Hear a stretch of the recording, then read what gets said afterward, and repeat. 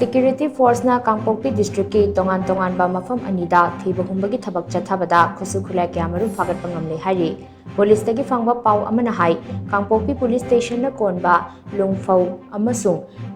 Mauhing Khulda thiba humba ki thabak chathabada khutsu khulai kya Marum phagatpa ngamle. Faraba Khutlai sing adudi SLR nongmai ama magazine yauba local made 303 rifle ama local made ball action rifle ama 12 bore single barrel gun ama local made pipe launcher ama SLR nongmai gi ahangba magazine ani 7.62 mm gi kapa yariba nongmai maru tara amadi safety pin amasung chain lever yaudaba live hand grenade ani ni hairi. Nakal amaromda district asimaki Kangchup Police Station na konba